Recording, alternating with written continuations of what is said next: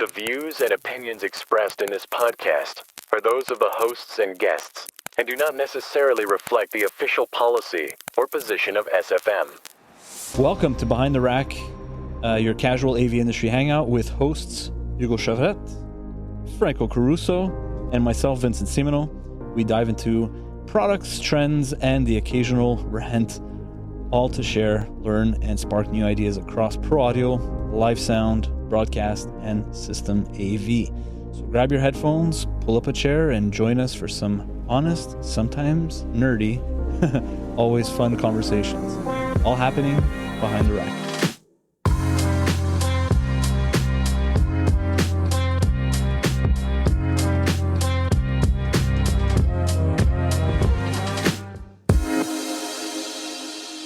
Well, I think, Franco, today we have a very nice piece of gear we want to focus on, but I'm excited about this one. I'm also very excited about this one. The whole industry is excited about this one. But what do you want to do first? Do you want to talk a little bit about the company behind that project? Absolutely. Let's talk a little bit about some history, because history is always important when we're talking about product and evolution. So what you see in front of you here is the AlphaTheta CDJ 3000X.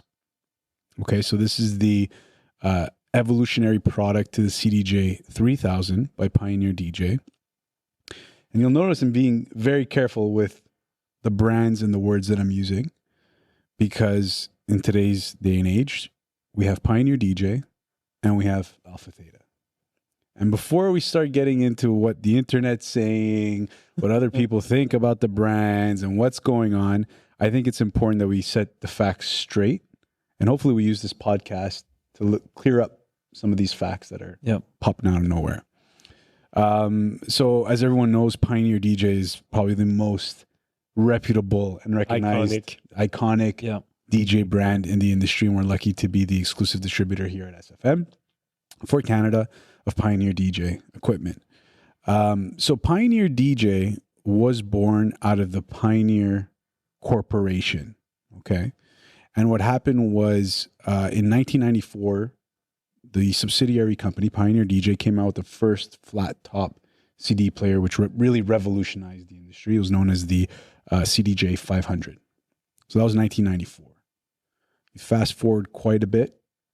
In 2014, Pioneer DJ separates from Pioneer Corporation. Interesting. Okay, and it becomes its own legal entity. It was purchased, and Pioneer DJ is now operating entirely apart from Pioneer Corp. Now, where things get a little bit confusing is people use all the brand names in the wrong situations. So they'll call this the Pioneer CDJ 3000X. Or they'll call the CDJ 3000, which is the unit before this one, the Pioneer CDJ 3000. When in fact, it's the Pioneer DJ CDJ 3000. Right? So people are using the names and they don't understand the history. So going back to 2014, like I said, Pioneer DJ really operates as Pioneer DJ Corporation and is not part of Pioneer Corporation, which we know with the home electronics and all that stuff. In 2020, Pioneer DJ, the parent company, was then rebranded to AlphaTheta Corporation. Okay, so the Pioneer DJ brand is still alive. The products still live as the Pioneer DJ product, but the parent company name changed to AlphaTheta Corporation. So we're following so far? Yep. Yes. All right. In 2024, the AlphaTheta Corporation, which I just said is the parent company of Pioneer DJ, then introduces the AlphaTheta brand. So just to illustrate this, I'm Italian, I use my hands a lot. You've got AlphaTheta Corporation as the parent company. You have Pioneer DJ as a brand. And now in 2024, they introduced AlphaTheta, the brand. Okay? So now you have both brands living together in peace, and they're both coming out with products. Very, very important. Pioneer DJ, AlphaTheta, same parent company. Yes. Same engineering, same manufacturing, same marketing department. They are the exact same company. It's just that now we have two different brands. No, one brand is not more exclusive than the other, or one is more consumer than the other. They're literally two brands that are coexisting. And before some of the comments explode and what's going to happen with Pioneer DJ and all that, as of right now, both brands are coexisting. What's going to happen in the future? Unfortunately, I'm not the manufacturer. I don't have those answers just yet, but both brands are living. And what we have in front of us is the AlphaTheta CDJ 3000X. And it's a super exciting product because there's a ton of innovation that's gone into this product. What we're seeing before our eyes right here and right now is really the evolution of technology. So the biggest change between this and the CDJ 3000 is that now you have access directly to all your streaming services. So that's a thing now. That is a thing. So we were talking in the first episode, you were a DJ, I was a DJ. I learned on vinyl, then CDs. Then I was talking about my digital library, right? Yeah. So we've gone through all these phases, all these mechanisms of playing our music, or media types, I should say. And now we're at the point where you don't even need the USB stick anymore. You can access not only your files that are part of your cloud storage, so your own Rekordbox cloud storage through Dropbox or Google Drive, but you can actually access streaming services such as SoundCloud and Beatport directly from the unit. That's interesting. Yeah. So that's probably the biggest innovation that we're seeing with this unit. There's a ton of other features, but this expands so many other opportunities because now as a DJ, before let's go back to using a USB stick. There was still a necessity, or as a DJ, you still had to carve out time to sit in front of your computer, plug in your USB, your Rekordbox, in this case where we're using CDJs, and sort your library, make your playlists, do that all beforehand. So there was that preparation that had to be done at your workstation before the gig. Because now we're accessing files on the cloud, again, whether it's your own personal collection through Google Drive or Dropbox, or the streaming services, you can literally manage your music absolutely anywhere as long as you have internet connectivity. Wow. So you can be on the Rekordbox app preparing your tracks. You could be on public transport, going somewhere, making edits to your playlist. And the next thing you know, if the CDJs connect to the internet, those changes are happening live. That's crazy. Even like international DJs nowadays, you have Wi-Fi on plane so they can prep. Set for next gig on the plane going to the gig. And, before as a DJ, as we all know, as a DJ, you'd follow the charts. You'd see, okay, what's the latest track? What's the best track? What's your top 10? And you want to include those in your set, obviously. Well, now with the connectivity to the internet, you can have access to all those charts through those streaming services at your fingertips. Mm-hmm. And I think one of the coolest innovations that they've done with this unit to access the streaming services, we all live in the digital era now. You've got Netflix, Amazon Prime, Crave, whatever it may be. Well, the number one complaint is, man, what's my password? Right? Which password did I use for this? Which password did I use for that? True. And the first thing when people saw streaming CDJ 3000X was, oh my God, I'm going to have to sign into all these services every single time I go to a DJ booth. Yeah, that sucks. That does suck. And it would suck if that was the situation. But Especially it's not. if you're like back to back with another DJ. Exactly. Do you really have time to spend time entering password on a touchscreen? Yeah. And now that's not the case. I knew you. I was leading to something. So what AlphaTheta has done is you'll notice right in front of the player where typically the CDJ... Can I touch it? Yeah, pick it up, please. You can actually point it out to the camera as well. Where typically the CDJ or the CD would be inserted into the unit. Now there's no CD drive, obviously. You'll see a little rectangle. That's actually an NFC reader. Nice. So follow me. You show up to the DJ booth. You want to sign into your streaming services and your cloud storage. Instead of going into every single one, you can have 3, 4, 5, whatever it may be. They're all connected to your Rekordbox account on your Rekordbox phone. So as long as you signed into them at least once beforehand and they're still logged into your phone, now you just show up to the DJ booth.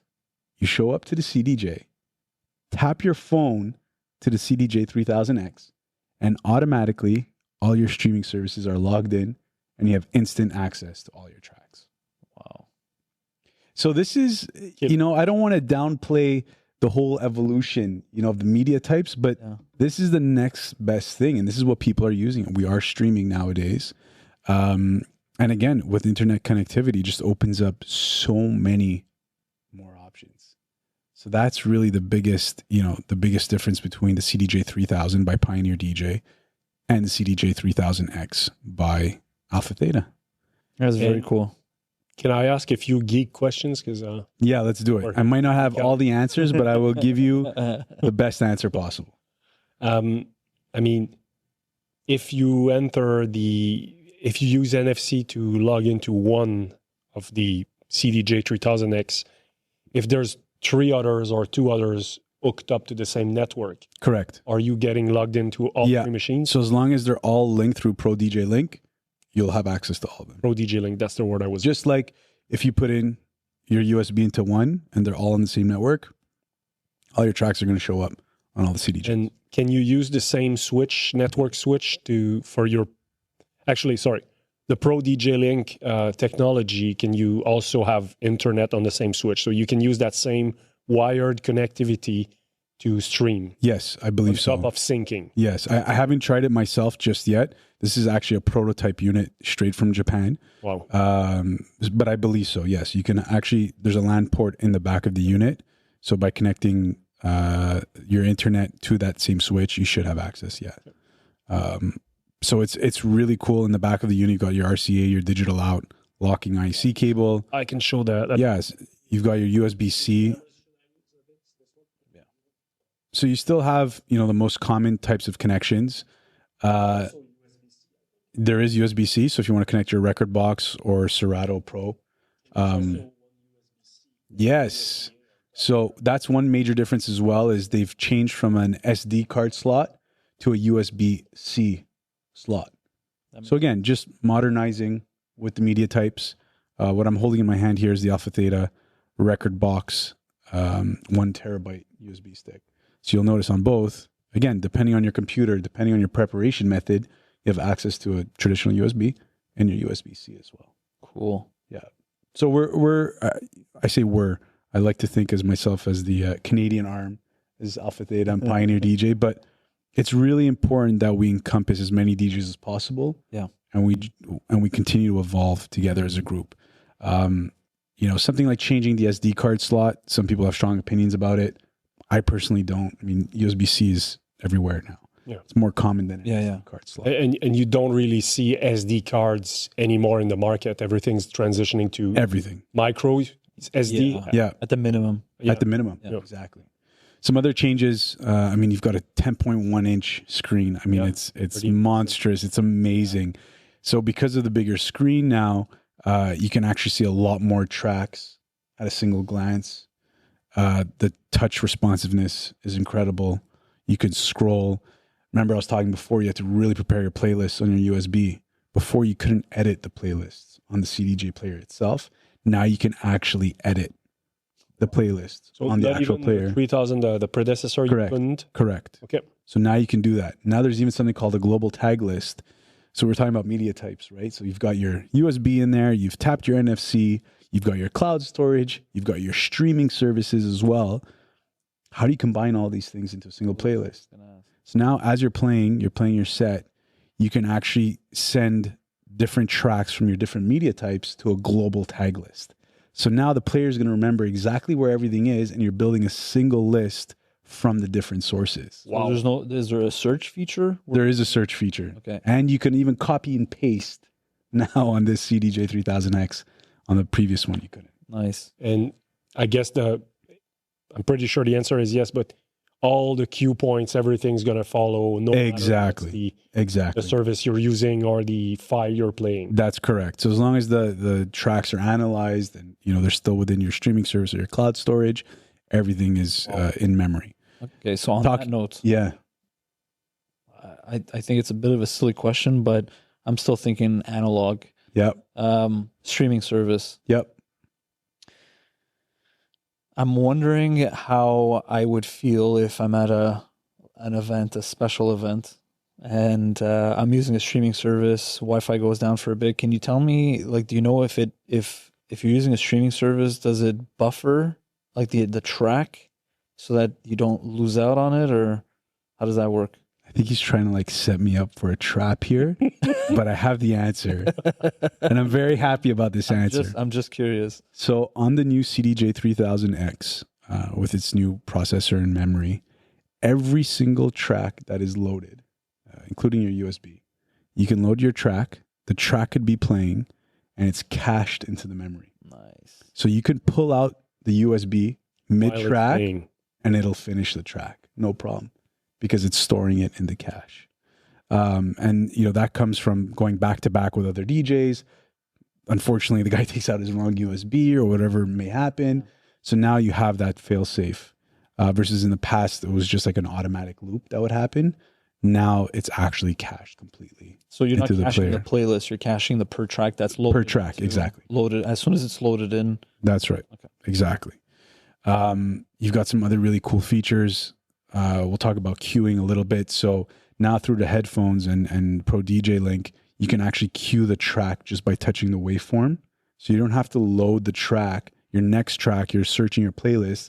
Just by hovering your finger over the waveform, you can listen to the track. Wow. So if you forgot what it sounded like, or you want to see if the beat would, if the drop is going to match your previous song, whatever it may be, you don't have to load it. You can just do it straight from the playlist. So basically, it's going to use the Pro DJ Link, not the audio out.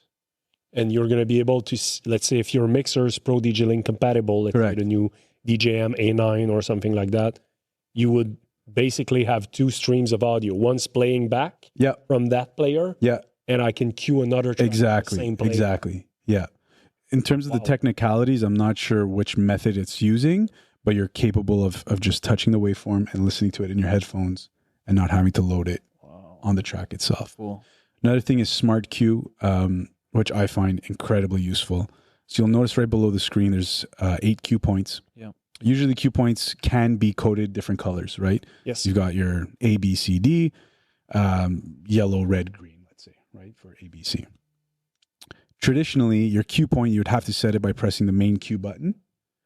And if you wanted to jump to another hot cue, you'd have to press that button on the screen and then press your cue button to get that same position. Now what's really cool is if you enable Smart Queue in the settings, the little LED around the main cue button, it'll remember the last cue button you pressed while playing that track. So let's say A represented yellow. You press A, instead of always pressing that physical button under the screen to get to cue point A, it'll automatically map it to the main cue button. Nice. And the LED, which traditionally was always a certain color, orange, now it'll actually go yellow to say, hey, I'm using cue point A right now. Nice. So that enables a lot more things in terms of your workflow process because you're not always hovering over the jog wheel, over other buttons. Automatically now, you're comfortable. You're using hot QA from your standard cue button position. So there's a lot of really cool things they're doing. They're doing gate queue as well, which enables you to use the hot cues almost like a sampler. So you're able to play the track just by pressing the button.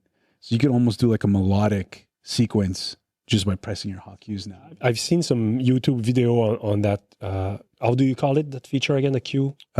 Gate queue. Gate queuing. Yeah. And I think that's the kind of feature, and we're not a podcast where we are going to hook up an equipment to have our listener looking at the features. But even with 2 YouTube video, I didn't really get what was this feature. So I think you really got to touch it and try it. You got to, yeah. Especially those 3 main queue features need to be experimented with, and you really have to get your hands-on experience to understand the true potential of it. So can I take one home tonight? Or actually, you don't. What would you do with one? I would need 2. Oh, you need to. Now you're asking for a lot. I know a guy, though. I know a guy. We can maybe figure something out. Why would you leave with only one? Exactly. A couple of other differences. So they've re-engineered completely the playing cue buttons. So historically, and again, if some of my facts are a little off, I apologize, but I believe they were tested up to 1 million or 2 million times each. Okay. These new cue buttons were tested an additional 500 times. Oh my God. Presses. You mean just 500 or 500,000? 500,000 times more. Wow. Than the original standard processing was. Yeah, sorry, 500,000 times more So they've been completely re-engineered. The actual contact area, like to the physical button, has been improved. So durability is just unbelievable. The top plate now is all aluminum. So it helps with, heat dissipation, heat from the sun, stuff like that. Do they still make white ones, or as of right now, there's only the black CDJ 3000X. The other thing too was the jog wheel. So the jog wheel, comes obviously from the vinyl turntable, and you can adjust the feeling on the CDJs depending on which model. Very interesting. Traditionally, you had a certain range. Some people wanted it a little tighter, some people wanted it a little looser. So what happened was on the CDJ 3000X, let's say your spectrum was like this, they've actually wind it even more. So it goes a lot tighter than the CDJ 3000 and a lot looser than the CDJ 3000 as well. So again, depending on your style, your turntablism, whatever you're looking for, now you've got that range of jog wheel feel on the CDJ 3000X, which is really important. USB HID mode supported, so it automatically unlocks Serato DJ Pro, record box as well. So there's no more scratch cards and serial numbers and all that. As soon as you plug it into the hardware, with your computer, basically the software will unlock with all those beneficial features as well. Any compatibility with a tractor as an HID controller? As of right now, I haven't tested it. I don't remember what the documentation states, to be honest with you. But the two main ones are Serato DJ Pro and Record Box, and those are obviously fully supported at the moment. But what's cool about that is all the features you were mentioning before, like streaming from services, being able to play tracks from your cloud services. Those were available through Record Box if you were using the CDJ as a controller for Record Box. Correct. Now, basically, you don't need.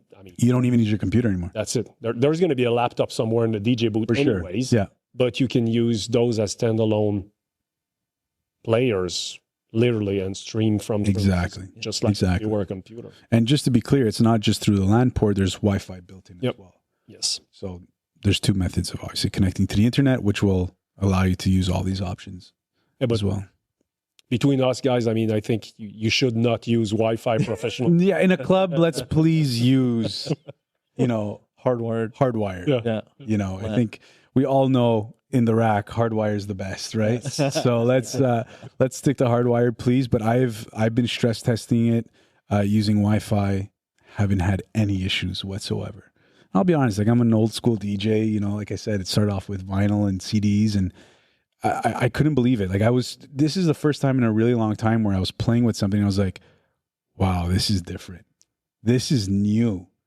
Like back in my days, like we were saying in the first episode, it's like, I can't believe we're at the point now where we're streaming, and it's so exciting to be part of this change and this evolution from the CDJ 3000 to the CDJ 3000X, and really proud with what the company's done. And I'm super excited to start seeing it out in the field and on riders and stuff like that, and at major festivals. And I think it'll be extremely successful, 100%. I'm all excited about the player, and I'm definitely going to ask you to try them. Yes, for sure. Yeah, absolutely. That's not a problem. The more people that get excited about it, the better it is, and that's what makes our job so cool. Yeah, is that we get to come to work and play with these units. Like we were saying in the first episode, the joy of being able to play with the new gear is always a pleasure. Always, absolutely. Really is. So that's the story about AlphaTheta and Pioneer DJ. And I guess we'll see what happens in terms of future products, and where both brands coexist. But as of right now, it's an exciting journey, and I'm so excited, like I said, to see how this technology is going to be adopted and used out in the field. So you're telling me it's not the end of an era? No, it's not the end of an era. It's so funny. Everyone's saying that. Yeah. And to be honest with you, even as the brand manager for Pioneer DJ, all I know is the present time. Of course. And right now, both brands are coexisting. And that's what we need to focus on. Yeah. So. And again, this is the evolution from a Pioneer DJ product. And frankly, it looks very similar. I mean, it's basically the evolution from a Pioneer DJ product. So, frankly, I don't really mind about the name. Me, personally, I'm not DJing anymore, but I've been DJing on Pioneer equipment for a while. Pioneer DJ. See, he just did it there. Now we got to go from Pioneer to Pioneer DJ. Sorry. Now Pioneer DJ to AlphaTheta for certain SKUs. Yeah. You know, so yeah, it's going to take some time, just like every other brand change and brand adoption. Yeah. It's going to take some time. It's going to take some acceptance. But at the end of the day, the most important message is it's the same company. Same quality same product, DNA. Same quality, same engineering, same R&D, same marketing, same values, and Same that's colors. the important message. Yes. Yeah, similar colors, exactly. So yeah, end of an era. I don't know. I'm not the manufacturer, but as of right now, there's both brands, and we're fortunate to have both brands and both SKUs because we're truly seeing a lot of change in the industry. And we get to be a part of it. Absolutely. It's cool. Especially the streaming thing. That I think that's the one that on the film side and all, and even on the music side for a long time. I think the music came up first before with Apple. Was music streaming came? I think they came around pretty much at the same time. Yeah. Yeah, Netflix and Apple Music, Spotify. I think it's even before Spotify. I think Napster. Yeah, but Napster was not a pirate thing. No, you were able to pay. You had to pay for Originally, the service. Yeah, exactly. So there's music services like that. So I think film. I think on the film side it started after, but seeing Because of the DJ bandwidth. I mean, I think it was at one the point bandwidth. you didn't have the bandwidth to stream an HD movie That's at home. So right. Yeah, even the compressions weren't Yeah. there, and Netflix was one of the first to kind of come up with the H.265, H.264. yeah, and also the variable based on Yep. your network speed. But having it in a DJ platform is very interesting. I'm still a little bit intrigued and still surprised. Again, I'm It's a little new. old school, but Yeah. exactly, and it's new and It's so new, and I think that's what I admire the most about AlphaTheta and Pioneer DJ is they are oftentimes the first mover to adopt a certain technology or a certain trend, and they're always making adjustments and they're listening to the voice of the customer. Yeah, and that's one thing that I will keep repeating. The voice of the customer is so important. All these little subtle changes, from what I was told, is not just somebody, in an office deciding, hey, we're going to change this, we're going to remove this text, we're going to, replace the SD card. They're listening to clients. Yeah. And I can actually, give you a couple examples. The hot cue buttons underneath the screen and the smart cue. Well, that's because James Hype was not happy with the CDJ 3000. Everybody knows, it's not a secret. They listened to him. They came out with a feature that would allow him to perform his sets the way he wants them to perform. A couple years ago at, I believe it was Coachella, there was a DJ who showed up on stage and the track was playing twice as fast. Oh no. Yeah, so it was a disaster. She didn't know how to fix it. Basically, what happened was they just threw the MP3s or the file formats on the USB. They didn't analyze it properly, and on the CDJ, you couldn't change the BPM. You couldn't double it. So the BPMs were either doubled or they were halved. So it wasn't playing at the right speed. So because of that, now on the CDJ 3000X, you can actually adjust the BPM speed on of that specific track on the actual unit. Right. So it's all these little instances, all these little nuances that, let's be honest, the most common DJ wouldn't think of. That's why these changes are being made. Yeah. It's to just perfect the product as much as possible and always have that evolutionary mindset to the product. And bear in mind that's a professional DJ equipment. You don't see them often in bedroom DJ. Not often, no. But you see them everywhere. I haven't come across any club, any high-end restaurants that have a DJ booth. I mean, this is always Pioneer DJ or AlphaTheta. I mean, this is the gold standard. It is. Nothing else. Yeah. So, of course, when you have pro DJs, superstars coming up and there's an issue, obviously the company is going to listen about it. Yeah. Going to will be listening to these problems and will try to fix it. Yeah, exactly. And don't get me wrong, if memory serves me correctly, it's been a while that DJs, maybe not on the world stage, but in terms of events and stuff, smaller events, they were already somewhat streaming from phones, right? I mean... Yeah, so depending on the player and depending on the year, there were certain capabilities. Not from inside that, but through an external device, right? Correct. So there was some, and I don't remember which players were compatible or not. So, but you could, or you used to have tracks on your phone, connect via a USB cable to the player and use this as like your media type.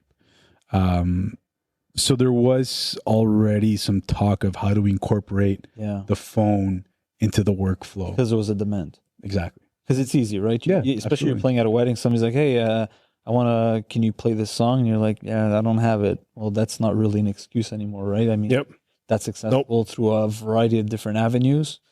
And I guess this is one way to... and I'll be honest, it happened to me not with the CDJ 3000X, but I was using a computer, and I'm a user of Beatport. And I was personally DJing a cocktail gig, super high-end cocktail gig. And originally it was supposed to be 2 to 3 hours. And so I had my cocktail playlist going. And I mean, let's be honest, the average DJ is not DJing for 5-6 hours of cocktails. Even if an event DJ, you do an hour and a half, and you move on to your main event. And at least I'm not that type of DJ that has that type of cocktail music ready, right? Like 6-7 hours of cocktail music curated and ready to go. And so while I was playing, I started to quickly realize, okay, my usual cocktail playlists here, I'm going to need more tracks. What am I going to do? And the event was changing. It was a lot longer. People were having a great time. I started getting into the Afro house genre of music, and I needed more tracks. I'll be honest, I needed more tracks. Afro house is relatively new. I'm more of a mainstream event DJ. So I had my Afro house stuff, I had my cocktail stuff, but I just needed more of it. I was not expecting the gig to go on for 6 or 7 hours. And because I was subscribed, your cachet or your paycheck came with it. It did, luckily. Sorry, yeah, very important part, by the way, of the story. Yeah. So luckily, because I was subscribed to Beatport and I was using my computer, I went onto the Afro house genre. I had all my top charts. I had curated playlists. I had, my top, call it 50 Afro house that I personally downloaded, was different than the most recent chart from, let's say, that week. Yeah. So I was getting new tracks on the fly. Like, it really helps having access to these streaming services versus just the local media. Yeah. So, that's one example of how streaming could be beneficial. Yeah, it's amazing. And I'll be honest, before that experience, I never had a use for it. But now I'm like, okay, I'm always going to have a subscription now. Because like you said, whether it's a request, whether it's an event change, an hourly change, whatever it may be, being prepared means being prepared on every forefront. Yeah. Every aspect of being prepared. Yeah. Having different subscription types, different medias, different backups. And backups is a whole other podcast subject. And redundancy and production and all that. And we'll talk about that when we talk about, pro and live setups and productions. But yeah, we're going to have to start being accepting of all these different mediums. Yeah. That's incredible. So that's the CDJ 3000X by AlphaTheta. Very exciting, not the presentation. That was a very exciting podcast. And this product is amazing. I can't wait to try it. Yeah. And I'm glad you clarified some of the stuff. I know there's been a little bit of misconceptions going around, but that was really, really cool. I'm really excited for this. Yep. I think I think it'll do really well. And I think a lot of people are going to adopt it. And again, it's all about the movement. Yeah. It's all about accepting new mediums, changes. And I'm excited for the future. I mean, this is a small change realistically from when I started DJing. 15 years ago to now. It's like, wow, it's incredible. Yeah. So we'll see what the future has in store. Nice. Well, thanks for hanging out with us on Behind the Rack. We hope you picked something up new, had a laugh, or at least nodded along with one of our rants. If you enjoyed today's episode, hit follow, share with a colleague or a fellow AV, and help us spread the word. Don't forget to like and subscribe. Yeah, exactly. Very important. Exactly. If you guys have any comments or suggestions for any episodes, please feel free to comment down below. We'll be back with more stories, insights, and even conversations for the world of pro audio, live, broadcast system AV. And until then, keep the curiosity alive, and we'll catch you on the next time Behind the Rack. I'll be your love, I'll be your sunshine.